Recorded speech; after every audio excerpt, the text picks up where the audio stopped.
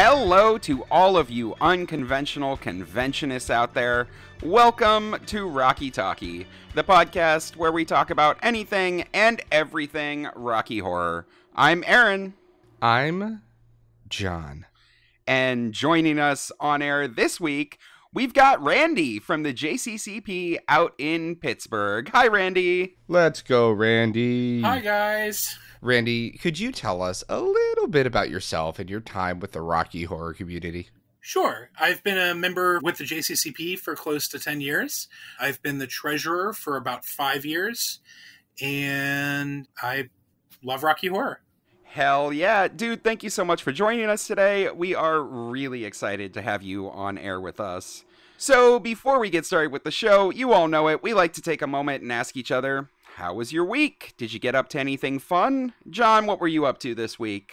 This week was kind of busy for me. Well, I feel like the past 5 weeks have been busy for me, but this week we had a lot of things happen. But most recently, the three really cool things that are.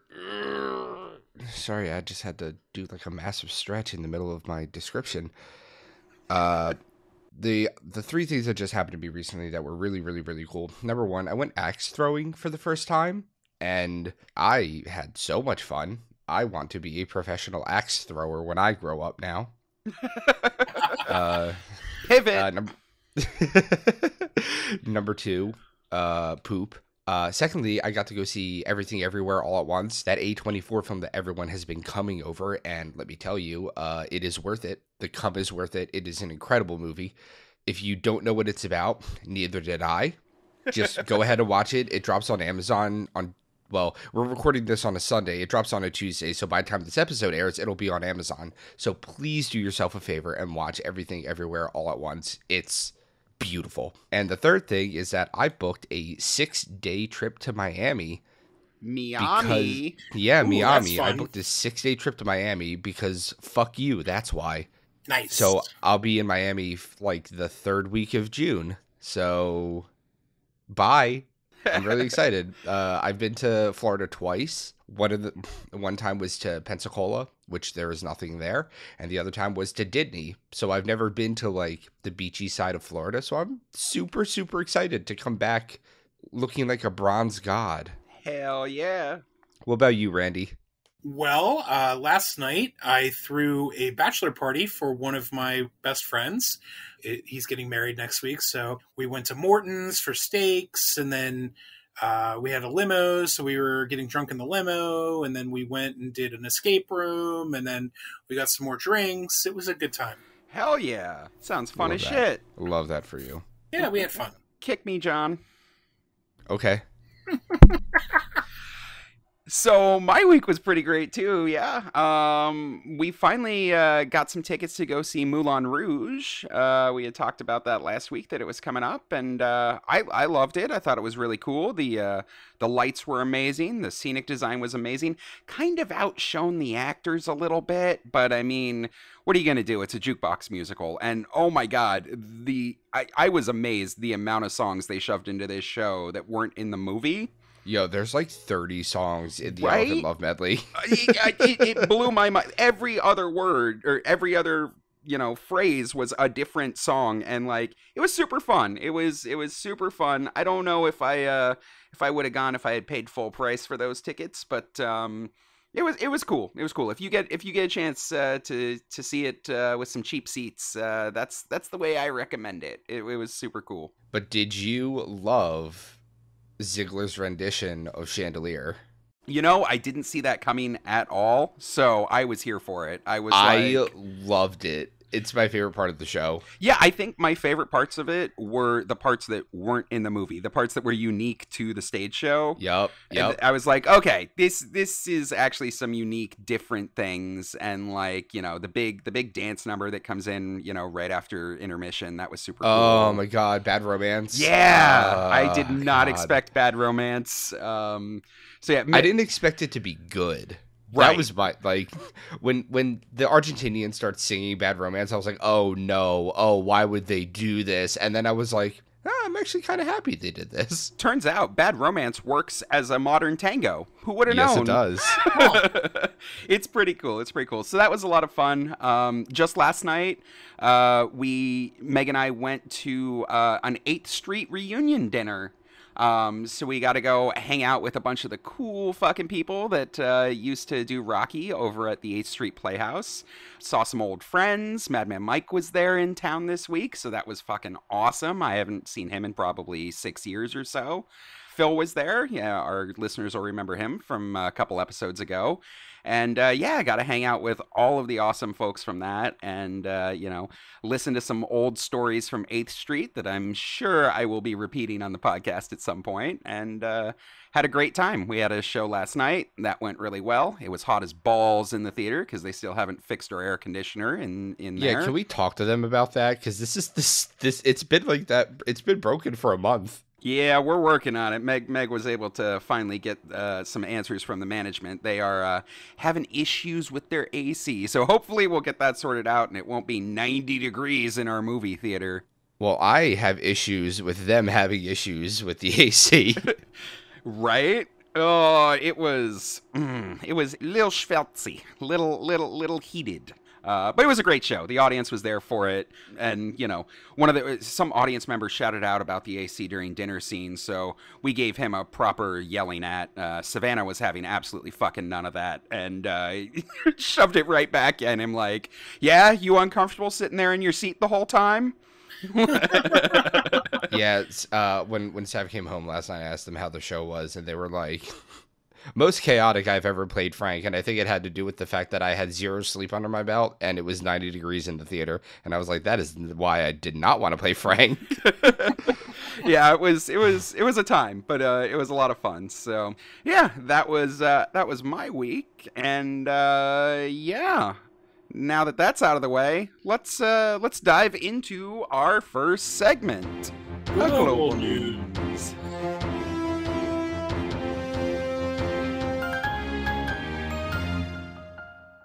All right, first up in global news, all of our horror junkie listeners out there should get ready to check out a brand new documentary featuring none other than our favorite sweet transvestite turned creepy clown alien. Pennywise, the story of it, will tell the in-depth story of the 1990 Stephen King miniseries, including a lot of archived footage, interviews, and behind-the-scenes stories from the actors and other exclusive, never-before-seen content.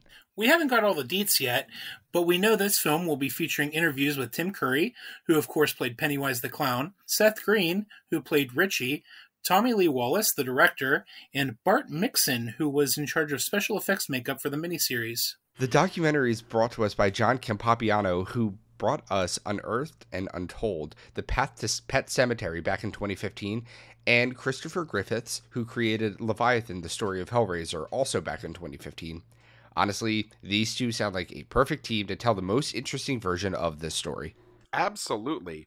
So a trailer was released just this past week. It's only a teaser, but it already looks pretty fantastic.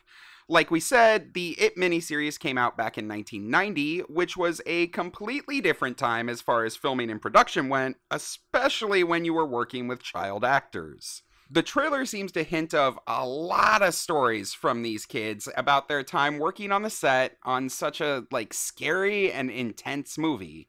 So, John, I know you're not really a horror guy, but I'm curious. Did you or Randy, did either of you see the original miniseries? Fuck you, I saw it.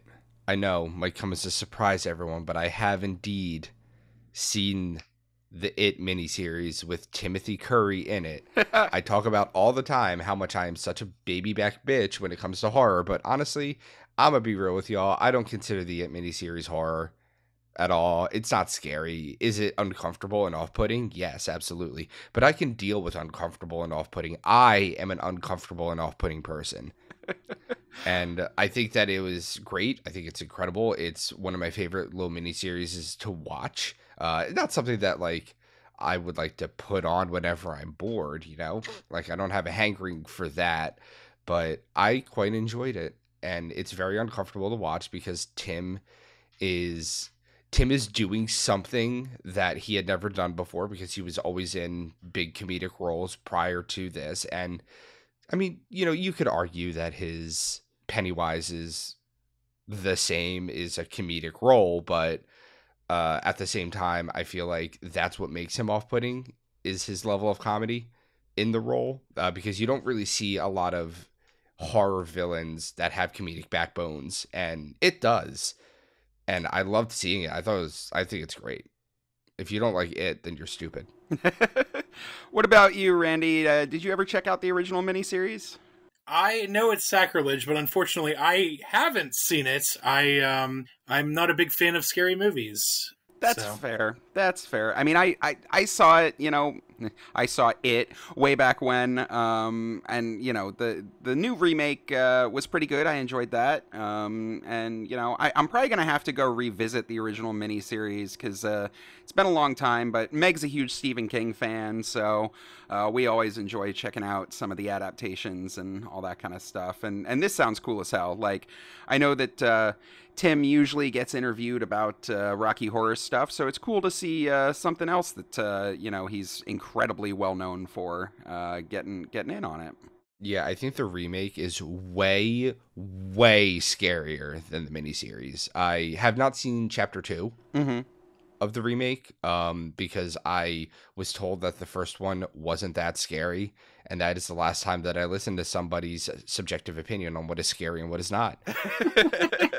I mean, it's fair. It got pretty friggin' creepy in the second one. And I mean, speaking of creepy, I remember just watching the trailer for this documentary. A lot of what they were talking about is just how dialed back the original miniseries is from the book and from all the absolute insanity that happens in the book. Yeah, the book is way, way more creepy and intense, and there's a lot of if you're planning on reading the entire Stephen King book novel of it, you're gonna need some trigger warnings. So just take care of yourself when trying to read it. But like you said, I don't usually fucks with the spooky shit, but this sounds like a cool watch. The miniseries isn't even that scary. Well, if any of our listeners are interested in finding out how spoopy a documentary can be, Pennywise will be opening in select theaters on July 8th and will be available to stream starting July 26th. And of course, all the deets we've got so far will be linked for you in our show notes. And that's it for global news, because nothing is fucking happening. It's true. It's that June slump. Yep. So we're just going to move on to community news.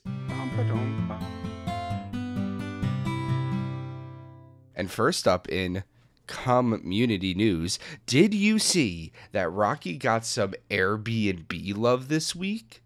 You know what else got Airbnb love this week? Me, because I'm staying at an Airbnb in Miami, and it's right on the beach, and I am so fucking excited. Well, I hope it's still there when you go to check in. Well, Airbnb launched a campaign recently encouraging patrons to shoot photos and videos of their stays in cool, unique rentals. I will not be doing that in the studio apartment that I rented. The platform edited the footage together, and they turned them into cute little promos for the site. And it showed potential vacation goers the sorts of awesome places that you can rent through the company. They have a couple of castles featured, some very extra glamping excursions, a couple of really incredible pools, and well, here, you guys take a look. So this is the YouTube video. We'll of course have this linked for everybody in our show notes. Okay, so photos of this crazy, it's like a spaceship. Okay, oh, that actually looks pretty cool at night. Oh, it's all lit up. The spaceship's all lit up and stuff. That's neat. Yeah, I love how they're not showing the prices of these places. Yeah, right? How much does this spaceship cost me? Did an intern make this? Yeah, wait a minute. I thought this was a fan created video at first, but then it transitions into the full graphics edited Airbnb logo. Okay. Interesting. Oh, of course the comments are turned off. I wonder why. Gentlemen, that is a UFO Airbnb rental. It is a flying saucer yurt off of a farmhouse in South Pembrokeshire in the UK, available to rent for the low cost of over $250 a night. Oh, that's actually not bad at all. Wait, It's a yurt? Yurt. Yep. For an out-of-this-world glamping experience or something, there are a bunch of photos on the website. It's a round flying saucer-shaped room. Inside is a bed, a couple of fold-out couches, and a kitchenette. There's a little table and a TV, too, plus some UFO-themed decor, but that's it. It's cool looking, though. It's very clean and white. All of the decor is like kind of chrome and futuristic looking, sort of a Buckminster Fuller thing. Okay. So what's the bathroom look like in this place? There is no bathroom. You got to go into the farmhouse. I'm sorry, this spaceship has no bathroom? Okay, but the farmhouse has snacks. Okay, cool. Snacks, here for that. But what if I need to go pee in the night? The UFO lights way the fuck up so you can illuminate your walk to the farmhouse. Aliens don't have bathrooms, I guess? Listen, it's a yurt for glamping. It's way cooler than sleeping in a tent. Nobody expects bathrooms in the woods. Plus, it's got Wi-Fi, so chill out. Oh. Okay, good. I mean, that is the only thing I need when I'm camping. As long as it's got Wi-Fi. Okay, well, then that's okay, I suppose. So, why are we talking about this on the podcast? Where the fuck does Rocky come into this? The nice Airbnb people use Time Warp as backing music in the promo for this cool-ass yurt, which is kind of a stretch. I guess it makes sense because they're aliens? Alright, I mean, honestly, for $250, yeah, it's a pretty cool rental. I mean, if you were ever going to camp... Imagine Aaron camping. Yeah, not me. But, I mean, if I was, I'd want it to be in a spaceship with Wi-Fi that's adjacent to some snacks. So, alright. Well, if any of our listeners would like to check out the Airbnb promo or look at photos of the UFO yurt itself, we've got these linked for you in our show notes. But before we finish this one, can we talk about this video real quick? Like, I'm not usually one to shit on corporate advertising. Why not? Well, that's a lie. I'm going to shit on corporate advertising all the time. This is a little low budget here. I mean, clearly they're doing the like crowdsourced community photos thing and whatever, but I'm getting real like I clicked slideshow in Windows Movie Maker vibes out of this thing. Oh, for sure. Yep. They made this on like their iPhone. Right? I mean, it's just like at least Ken Burns some of these photos or something, you know, to kind of give it a little bit of style. I don't know. I mean, it looks cool, I suppose, if that's the vibe you're going for, is the whole, like, haha, you too could be the one taking photos of this UFO. All right. At least in this particular case, they aren't stealing housing off of people that might like to live in the area. I'm sure nobody wants to live in this yurt full time. It's not like a studio apartment, for instance. Well, that got a little real. But yeah, check it out. It's in our show notes, and, you know, good luck yurting it up. I'm going to yurt all over the place. Closing out community news, we are extremely excited to announce that the Rocky Horror Picture Show community is about to get a little bit bigger. After much Southern West Virginia Community and Technical College in Logan County, West Virginia, is finally starting up its very own Rocky Shadowcast.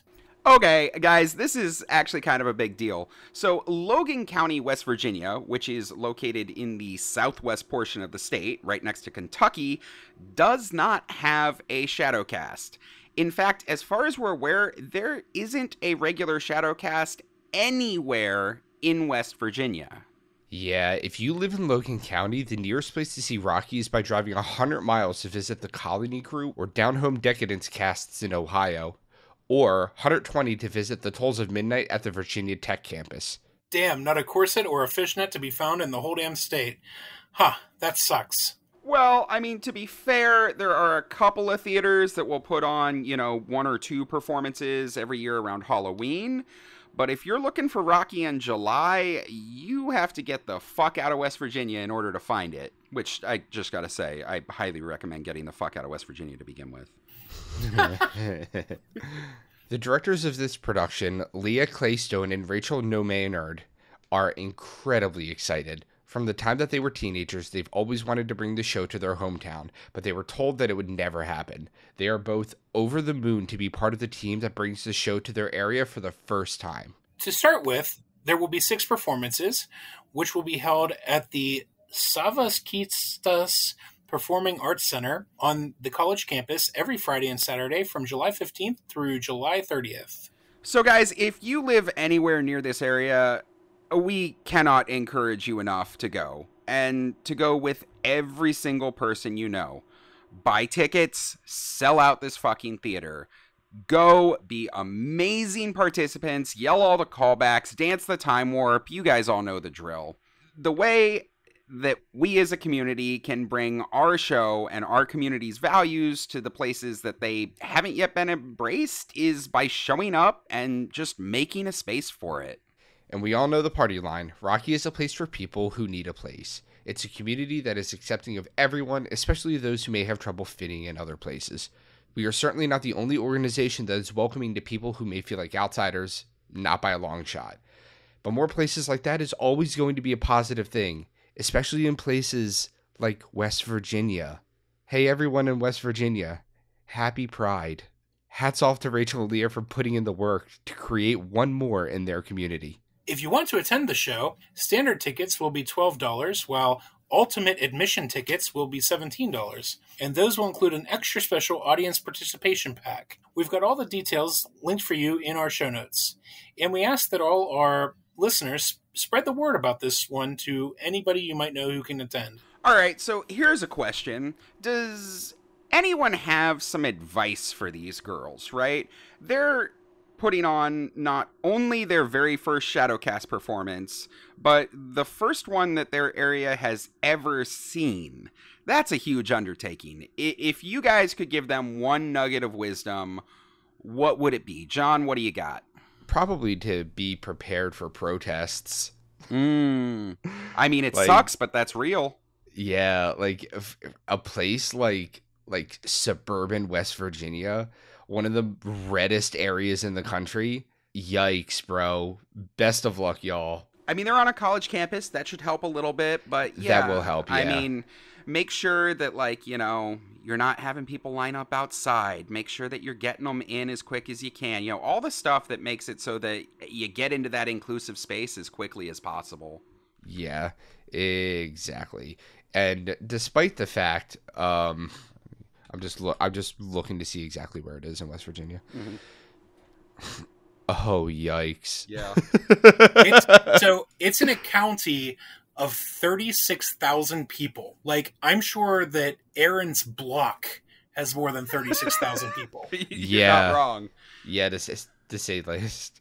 But that said, from my experience in rural West Virginia, because I don't live that far from there, sort of, I think that maybe things aren't as bad as they may seem. West Virginians, from my experience, are very sort of libertarian and don't really care that much about what other people do, maybe. I don't know. Unless you're in, like, the snake handling parts where they still handle snakes as part of their churches. But anyways, I'm optimistic about this. I'm hoping that it's going to be good for the cast. And really, you got to figure at a community college in a town of 36,000, that community college is a very significant portion of the, like, population of the county at that point. So hopefully it won't be too bad. And if it is, there's probably a lot of space around this community college where you're certainly not near any neighbors, I would assume. Yeah, and from, like, just a general logistics perspective, you know, I mean, for anyone who's starting up a brand new Shadowcast, you know, nail down your essentials first. Get your actors, get them some costumes. They don't have to be perfect screen accurate costumes. You know this. Hit up your local Goodwill, get all of that stuff. Don't focus too much on, you know, making it big, crazy, and outlandish. Just get your people on the stage, get the movie playing, make sure that you know, have the audience there and that they're all having a good time, and that you set the expectations for them. Explain the stuff. like audience participation. Explain that there's going to be people screaming stuff in the middle of this movie so you don't get any weird walkouts because somebody goes, I couldn't hear with everybody screaming. It's ridiculous. Make sure that you set the expectations for it and that you kind of, give everybody an atmosphere where they know what's going on. Less accuracy, more audience engagement. Absolutely. I would probably even plant some people in the audience to do callbacks. There's nothing wrong with a plant. Yeah, absolutely. Especially when you get a dead audience or a new audience that's maybe never seen the show before. I think that another thing that I would focus on for new cast starting up, it sounds like they are going to have $5 prop bags that are included in the more expensive ticket here. And if you're doing that, I think that it's important to actually pay attention to what you're putting into the prop bags. Like, there is no reason that you can't make 300% on a prop bag. absolutely. Like, for instance, a tip. If you're near a place that has a game store that sells, like, Magic the Gathering cards, especially, like, the collectible Magic the Gathering cards, if you go to them and you say, do you have any, like, bulk uncommons, is what they call them, or bulk commons, they can sell you, like, thousands of cards for, like, $8. Mm-hmm. And then you're paying less than a penny a card. Yeah, it ends up cheaper than, going to Costco and buying decks of cards. Like, that's how little people value basic lands for Magic the Gathering. 100%, and they're actually a higher quality card, and you could reuse them theoretically, or they're so cheap, why would you? But they're nice. Yeah, tons of options there, and make sure, that especially if you're in a new venue, like, run this stuff by the venue. Ask them, are you okay if we're squirting, water pistols in the air? Check and make sure before you invest in stuff like rice or toast that they're okay with it. They may not want food thrown around their auditorium, so make sure you double check on all that stuff. Yes, and I wouldn't allow hot dogs to be thrown no matter what, especially because the grease from the hot dogs can screw up your costumes, and I don't do that. Does anybody even do hot dogs anymore? I think that's gotta, like, where would even allow that at this point? I do hot dogs, if you know what I mean. Oh, shut up. All right. I've seen one cast that allowed it. What they did was they rented out an old apartment store, and it was just a big empty room. And they did Rocky in an old empty room with, like, folding chairs, and they allowed you to be as messy as you wanted to be. And people brought 50-pound bags of rice and hot dogs and, all that. Oh, that reminds me, actually, last night, we don't allow toast in our theater at all because they don't want to clean it up and stuff. But last night, somebody managed to bring in an entire, like, one of the family-size bags of Ritz crackers. But here's the thing. They didn't make a mess with them. When Frank goes, a toast, this guy just lobs the entire unopened bag straight at the head of our Brad and fucking beams Jacob in the face. Jacob was playing Brad last night, hits him in the face with this whole bag of Ritz crackers. He's like, you could see the shock go over him where he's just like, what the fuck? And he gets angry for a second. He picks up and he goes, guys, this isn't even opened. So he just busts it open and we're just eating Ritz crackers on stage. It was fucking stupid. That's hilarious. Literally gold.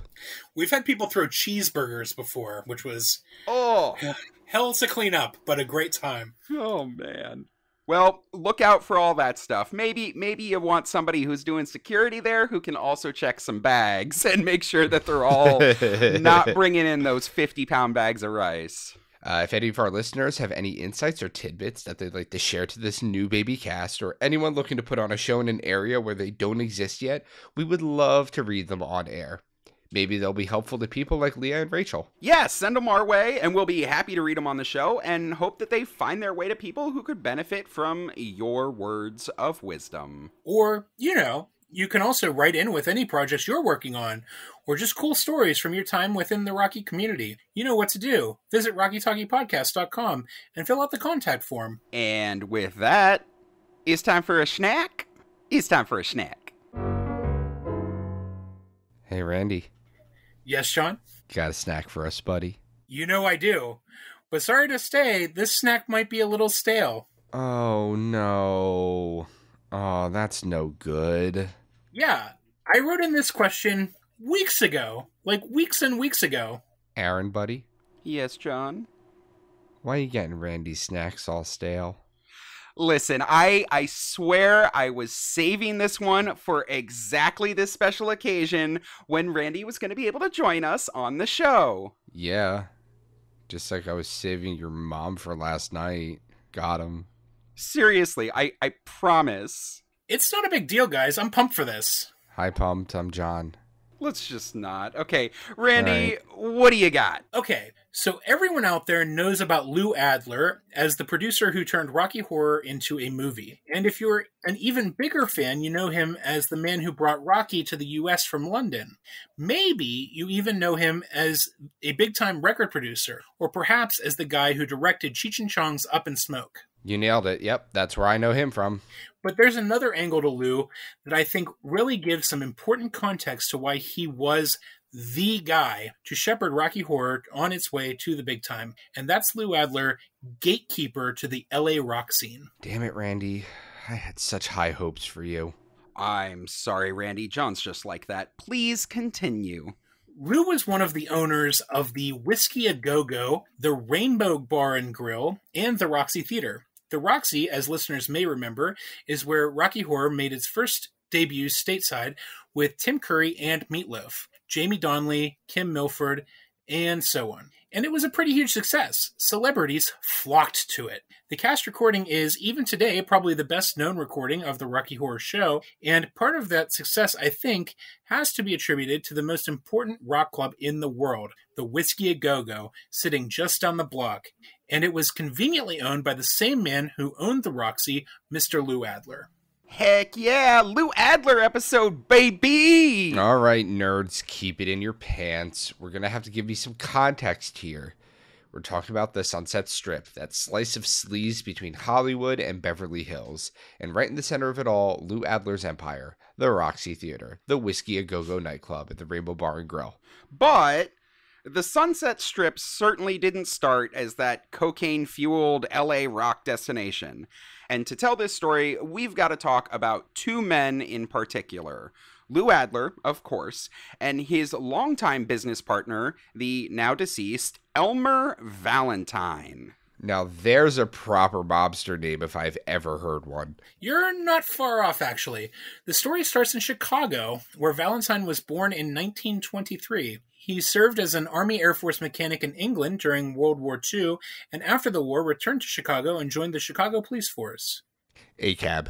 ACAB is right. When Vanity Fair reporter David Kemp interviewed Elmer Valentine for the publication's first ever music issue, he asked Valentine what kind of cop was he? You know, like, was he a detective? Was he a beat cop? Valentine cheerfully replied, corrupt. For fuck's sake. Yeah, Valentine was on the take from the mob. He worked as what you'd call a captain's man, collecting bribes and payoffs on behalf of the captain. He also moonlighted running nightclubs for Chicago gangsters. Eventually, some slightly less corrupt authorities caught on, and Valentine was indicted for extortion, though he was never convicted. His wife left him, and that's when he knew he had to get out of town. So he packed it up and moved to Los Angeles in 1960. Meanwhile, Lou Adler was getting his feet wet in the music business. In 1957, he was studying journalism at LA City College. After faking his paperwork to get in, since he hadn't graduated from a local high school, Lou and a classmate, a young trumpet player named Herb Alpert, wrote some songs together and they cut a demo. They tried to submit their songs to Keene Records, which did not get them a record deal, but instead got them gainful employment while working at the record company. After about a year or so learning the business, Lou connected with Jan Barry, who partnered with Dean Torrance, forming the duo Jan and Dean. They recorded a demo for a song that Lou produced called Baby Talk. It went on to be a hit, but when Lou took the record to his bosses at Keene, they rejected it, and everyone decided that they would just rather strike it out independently. So this was in 1958.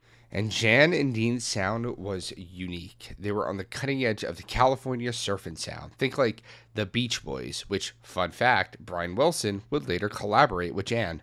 So that's what Lou was doing in 58 and 59. Adler joined Alden Music, a songwriting outfit that wrote for artists like Carole King, Barry Mann, and Cynthia Weil. This is where Lou learned the business of professional songwriting and publishing. In 3 years' time, Alden Music produced 36 top 10 hits. The company was cranking out professionally mastered and produced demos so polished that many were released as is and became hits. But as the tail end of the 50s happened, surfing music kind of lost its momentum. Adler worked with the Everly Brothers while waiting for the next big thing. In 1963, he found himself at a club called Gazzeri's, and on stage was a musician named Johnny Rivers. The audience reaction was something that Lou Adler had never seen before. He said it was like an adult Dick Clark show, meaning that the club full of adults was not just sitting at their tables drinking and having hushed conversations. They were actually getting up and dancing. They were moving around, and they were making noise that created an ambiance unlike most other clubs in LA at the time. Rivers approached Adler to cut a live recording, and while they tried recording at the club, Lou wasn't able to get the proper atmosphere live in the venue, so he faked it. He packed a studio with tables and chairs and 150 people and recorded their claps and reactions on cue. Unfortunately, Lou's bosses at Alden Music didn't, quote, dig the feel of the album, and it was shelved. At this point, Lou was really getting frustrated with all the corporate infighting and left the company. Lou's recording with Johnny Rivers was never released. Instead, the first live nightclub recording ever was one featuring Trini Lopez and was recorded at another LA club called PJ's. The second live nightclub recording ever released was produced by Adler and featured Jerry Wright and was also recorded at PJ's. That album didn't do so hot. However, one of the owners of PJ's was, you guessed it, Elmer Valentine. He had used some of that, I would have to assume, delicious mob money to become part owner of the club in 1960, and ran the venue for 61 and 62, schmoozing with customers and the acts and managing the business and getting up to some extracurricular activities. There's a newspaper article from July 1961 that describes an intramural baseball game played in Hollywood's Poinsettia Park between a team called PJ's Cloisterlushes of the PJ's nightclub and the UJIs, or the United Jewish Italians. Which sounds a little bit like a good old mob baseball game, if you ask me. And this article notes that, through some unexplained mix-up, the water bucket is always filled with screwdrivers, and that over the course of the day, the umpire had devoted so much of his time to lowering the water line in the bucket that he insisted on calling games on the account of darkness, despite the fact that it was still high noon. Sounds like a baseball game between Rocky casts. Pretty much. So in 1963, Valentine sold his stake in PJ's for $55,000 and decided to travel to Europe with the intent of opening a nightclub there. But while he was in Paris, he happened to visit a trendy discotheque called Whisky a Go-Go, and he was blown away. Young people were lining up the block to get in, and they just danced the night away in this trendy club. He knew he had to get in on this, so he returned to LA and invested $22,000 of his profits from selling his share in PJ's into the refurbishment of a failing nightclub whose lease he took over. For the new club's name, he nicked it straight from Paris. It was called the Whisky a Go-Go. And to fill his new nightclub, he needed an act, and he stumbled on none other than Johnny Rivers. And when he went to book the young musician, who else did he stumble across but the man who was already working with Johnny, Lou Adler. The Whisky a Go-Go opened in 1964, with Lou booking the talent and Valentine overseeing the operations for the club. In between live sets, the audience would dance to records spun by a DJ, but not just any DJ, a girl DJ. She was suspended high above the audience in a glass-walled cage. But this wasn't a lofty, pardon the pun, idea. It was a pragmatic response to the club's limited space. The only way Valentine could fit the DJ booth was to mount it on a metal support beam that ran alongside the performing area. On opening night, the DJ, dressed in a slit skirt, was in the booth playing records and dancing. And it was a smash success. So much so that Valentine formalized the position, added 2 more dancing cages in the club, and hired 2 more dancers, one of which, Joni Labine, wore a fringed dress and white boots, and thus the Go-Go Girl was born. The stylistic trend would sweep the country and the world. The Whisky A Go-Go was an instant success. With Johnny Rivers' built-in following and the spectacle of go-go girls dancing in cages and the novelty of rock and roll on the strip, the club gained national media attention and began attracting Hollywood stars. There was a write-up in Life magazine, a feature on national television, and Steve McQueen and Jane Mansfield quickly became regulars at the club, and where one celebrity goes, others are sure to follow. Cary Grant, the Beatles, Johnny Carson, and countless others. As we enter the mid-60s, the LA music scene explodes, and at the center of it all, on Sunset Boulevard, is the Whisky A Go-Go. Adler starts booking up-and-coming touring acts for the venue. We're talking Led Zeppelin, the Jimi Hendrix Experience, the Velvet Underground, Cream, the Who, the Animals, the Kinks, and just countless others. And when there wasn't a huge name in town, they went to unknown local acts that served as the Whisky's house band. Most notably among them, Love, Buffalo Springfield, and a rowdy band featuring a 22-year-old Jim Morrison named The Doors. Along with this success came a lot of attention from Elmer Valentine's Chicago connections. One night, Adler recalls, he was summoned to Johnny Rivers' dressing room where he found two very large gentlemen insisting that Rivers sign some paperwork turning over a percentage of his earnings. Adler had refused, and he had recalled that one of the goons replied, "How would you like me to rip off your arms and choke you to death with them?" Yikes! It was an open secret that the club's finances had ties to the Chicago mob, and Valentine, wanting to preserve his LA rock paradise, quickly traveled back to the Windy City and smoothed things over. Throughout the 60s, the Whisky is home to some of the biggest names in music and Hollywood. Anyone who is anyone shows up, and a large group of regulars forms. Sonny and Cher, Keith Moon, Mick Jagger, Elton John, the list goes on and on. But as the 60s came to a close, the party began to wind down. The Whisky started mostly featuring touring acts. The Sunset Strip had become infested with acid-tripping hippies, drugs, prostitution, and violence. In 1966, you had the Sunset Strip riots centered around the Whisky, and in 1969, the valley is rocked by the Manson family murders. Manson himself once thrown out of the Whisky after crashing the club in the middle of the afternoon and setting up camp in one of the DJ booths. So for Adler, the late 60s saw him explode into a record-producing mogul. He had hit after hit after hit with stars like the Mamas and the Papas, Peggy Lipton, and Carole King. He dabbled as a filmmaker, producing one of the best 60s concert documentaries of all time, Monterey Pop. But with the decline of 60s rock and roll, Elmer Valentine and Lou Adler began looking for new opportunities for a venue. The Whisky was still going strong, doing its thing, but it wasn't quite the hub of activity that was during its heyday in the 60s. So in 1972, Lou and Valentine, along with several other investors, opened the Rainbow Bar and Grill on the Sunset Strip. This is just a block down from the Whisky A Go-Go. It quickly became a chic hotspot.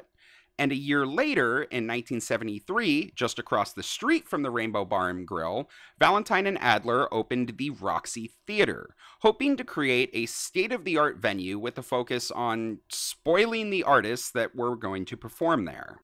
The grand opening was celebrated by a 3-night performance by Neil Young. The first year featured headliners like Cheech and Chong, Jerry Lewis, The Temptations, and Frank Zappa. The Roxy was not only a stage for musicians, but for comedians and actors alike. During the first few years, the opening acts mainly consisted of emerging comedians. These fresh-faced performers included some little-known comedians like Jay Leno, David Letterman, Arsenio Hall, the forgettable ones. And suffice to say, this is the world that Lou Adler lived in when he took a trip to London in 1974 and discovered a little musical called The Rocky Horror Show. You guys discussed this a lot in your episode about the producers. I think it was episode 46. So if listeners out there want the lowdown, go check that out. What I want to do is pivot this into some speculation. All right, so that's the backstory. That is how Lou Adler created this empire on the Sunset Strip throughout the 60s and into the 70s. But as you get into the 70s, they're looking for a new venue. They decide to open up this theater, and Lou finds what he thinks is the perfect show to go into it, the Rocky Horror Show. So he gets all of his contracts in place, he brings over the show, he brings over Tim Curry, who he thinks is arguably the most important thing holding the show together. And the show opens in LA, and it's a smash success. Like, it is the hottest ticket in town. Everybody is clamoring to get in there, and there are celebrities all over the place. But here's the thing. Is this why there are so many accounts of so many famous rock stars at the early shows? What with Adler owning a piece of the Whisky A Go-Go and the Rainbow Room? I mean, I have to think so, right? Like, just look at the people that were mentioned early on as going to the Rocky Horror Show. Cher, Keith Moon, Elvis, David Bowie, like all of these people were regulars at the Whisky A Go-Go, and they also attended the exclusive club, the Rocks, that was directly above the Roxy.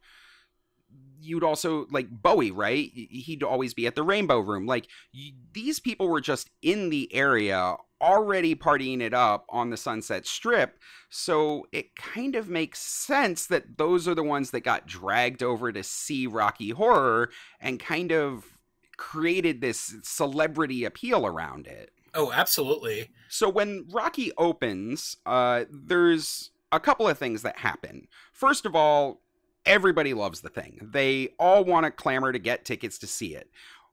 The day after the opening night, there are 2 front page reviews in the LA Times. 2 separate reviews. Both the theater reviewer and the music reviewer for the LA Times wrote articles about the opening of the show. They're exactly what you'd expect from a theater reviewer and a music reviewer. They loved it. It was already a smash success, so it's fantastic here. Tim Curry is amazing. Meatloaf sings like his life depends on it. Like, they're fantastic reviews of the show, and they just kind of added to the celebrity appeal because they also mentioned that, oh, there were tons of stars in attendance and all of this kind of stuff. So it really was building this just kind of clamor around it that had evolved from the 60s iconic kind of presence on the Sunset Strip, and now Lou was channeling this in to his new venue and as part to the Rocky Horror Show. So how did the whiskey play into the phenomenon of Rocky? So I think a lot of it comes down to the celebrities that were there and just kind of the environment that this area of the Strip had. So some of the people that were there, right, at least that we know from the community, talk about this a lot over on the Tiffany Theater Facebook group. The Tiffany was one of the theaters that very early on started showing Rocky before it was even a midnight movie. And Lisa Kurtz Sutton, one of the people who was there, talks about how they'd go to Rocky, you know, on Friday or Saturday night, and then they'd go to the Whisky A Go-Go or they'd go to the Roxy. So they would hang out on the Sunset Strip, and it was this like area where 70s culture just kind of was at its height, right? Like, it was the place for kids to go hang out. It was the place for everybody to go party, and it was where all of the action was. So you had this, you know, epicenter of everything right there, and Rocky was, you know, what started as the stage show quickly became, you know, just a rock and roll paradise for everyone. That makes sense, and I could definitely see how people that wanted to... I could definitely see how people would want to go see a show that, you know, David Bowie was seeing, or that Keith Moon was seeing, or Elvis, or anybody like that. Like, of course, if the celebrities that you love are loving something, you are also going to love something. It's no different than Hamilton today, for instance. Oh, sure. And I mean, and you get all of these outlandish stories about it, right? Meatloaf always talked about how they knew when Keith Moon was in the audience because he'd line up champagne bottles, one for each of the actors, along the front of the stage. There's a story that he tells where Keith comes backstage drunkenly after the show and tells Meatloaf, you know, I'm going to play your role in the movie. Which, that didn't work out so well for Keith, apparently. But you get just these cult of personalities that are there, and everybody wants to, you know, see them and be seen seeing them at this place. And I think that that's kind of the atmosphere that lasted well past the stage show, that lasted all the way into the tail end of the 70s and into the early 80s, where these venues are where you go to see the biggest touring acts. They're where you go to see Led Zeppelin, Frank Zappa, and, you know, the Whisky A Go-Go would kind of evolve after this point, right? As the tail end of the 70s happens, you see it kind of declining in incredible popularity for pop rock music, and they don't really know what to do with it. So Adler and Valentine kind of shift it over to the punk scene. So they rip out a bunch of the tables that are in there, and like it becomes this like moshing punk environment. And then as you get into the 80s, you get hair metal that takes over LA, and this is when stuff like Motley Crue plays at the Roxy and the Whisky A Go-Go, and it an unknown band that would go on to be one of the biggest rock bands of all time is discovered, and this just happens over and over and over with these bands that explode after performing at these couple of venues. Oh, absolutely. A lot of bands would do anything to play at the Whisky A Go-Go because it's the place where you had a best chance of getting discovered and getting to cut an album. Even like not just Motley Crue, but I think Rat was another one. Mm-hmm. There was so many in the 80s especially that were discovered not even just by Lou Adler, but by other people that knew Lou had good taste and that Ernie had good taste, and they went and saw all these bands there and basically were hunting for people to give record deals to at the time. Yeah, I mean, you had, on top of it, you had the private clubs that were there, right? There was the private club above the Roxy that when it went up for refurbishment a few years back, Lou's son runs it now. He tells the story where it's like everyone would come up and hang out, you know, at this private club, that you had to have a key as your VIP access to get into it. And he'd say that, like, it was like walking into Lou Adler, his dad's living room, where he was just holding court with all of these famous musicians. And, you know, some nights it would be a little dead, and he'd go there after school and just hang out with the chef who was making big hamburgers and whatever. And other nights you'd have Elvis and whoever else just coming to this. And that was where you could kind of let your hair down. If you were a celebrity and you didn't want to be in front of the paparazzi all the time and all of this, these were the places that you went to and you hung out with your friends, and it was the hottest ticket to get in, because once you did, you'd be hobnobbing it with all of these incredible musicians, and that's how you get record deals, you know? Absolutely. And it was also a big haven for like groupies, and like not just groupies that would go there, but also groupies that would like get jobs there in hopes of meeting people. I know that Pamela DeBears talks about it in her book, Let's Spend the Night Together, and some of her other stuff about all the people going to the Roxy and very much to the Whisky A Go-Go, hoping to meet young rock stars to marry, which did happen, or to obviously hook up with, or whatever. And it was just this crazy atmosphere of, you know, people wanted these guys, and it really made them famous in a lot of cases.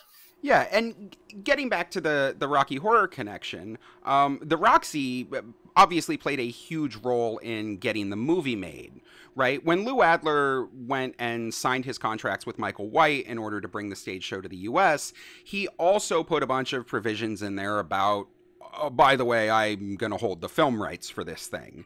And it was him putting it on in L.A. that he used to get Fox executives to come and see the show. It was this important venue that all of these celebrities went to, and Fox executives knew about it. So he even created a special performance of the Rocky Horror Show just for these Fox executives to come. And he even recruited a bunch of the early fans of the stage show to show up. These are the fans that, like, really built out Rocky Horror as a phenomenon, Rocky Horror the show as a phenomenon in LA. They were the ones that would dress up and they would sing all the songs, you know, right there in the theater. He brought all of them in for when he brought the Fox executives. He also was really smart. He brought one of the Fox executives' sons to come see the show. And while he said later that he wasn't sure if the Fox executive knew what he was seeing, his son went gaga for the damn thing. And it was that convinced him that, yeah, this movie should be made. So it was really just kind of this atmosphere that he had created and brought all of these things together to create kind of the catalyst for showing Fox that this was a thing that could be made into a big, giant, crazy musical movie. And that's how he got it greenlit.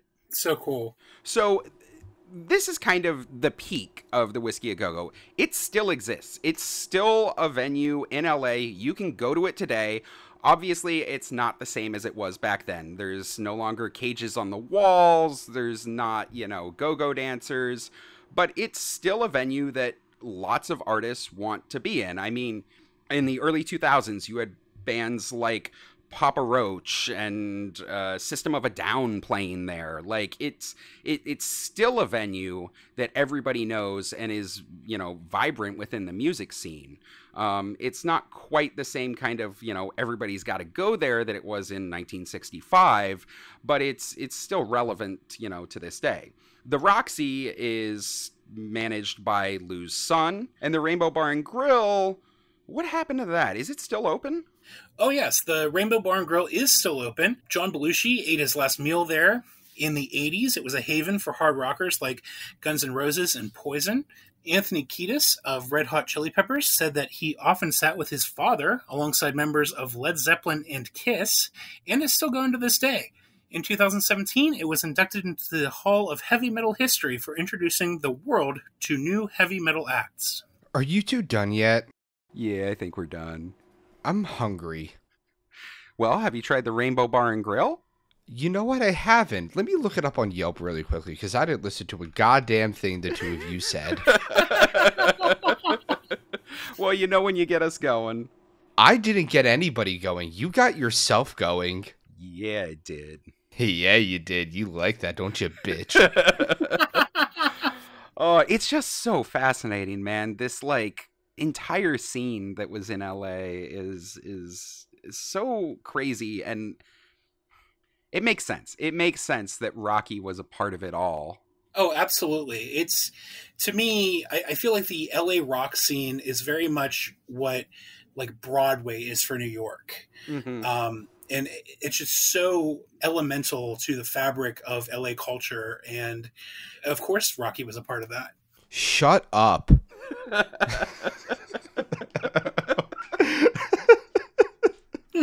And I was about to say, do yeah, you want me to say that's actually great. And that's our show. We absolutely want to thank Randy for being a gentleman, a scholar, and an amazing co-host. Thank you so much. Randy, you're a homie. Thank you. I really had a great time. And as always, we'd like to thank our writer, Jacob, and our editor, Aaron, from Tennessee. We appreciate all of your work. If anyone has a question that they'd like Aaron to answer on air for Nikki Asks a Question, or for some community news that they'd like us to talk about, or even a cool story to share with the community, we would love to include it on our show. Just go to our website, rockytalkiepodcast.com, and fill out our contact form to tell us about it. If you're enjoying Rocky Talkie, please help us out by rating, reviewing, and subscribing to the show. It makes the podcast more accessible to new listeners, which really helps us to grow the show. And if you want even more Rocky Talkie content, check us out on Facebook, YouTube, Instagram, and TikTok, all at Rocky Talkie Podcast. We'll talk to you all next week. Bye! I'm getting some Chipotle. Fuck you guys.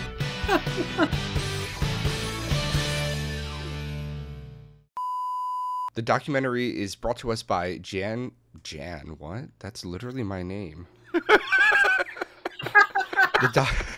The documentary is brought to us by John Campapiano.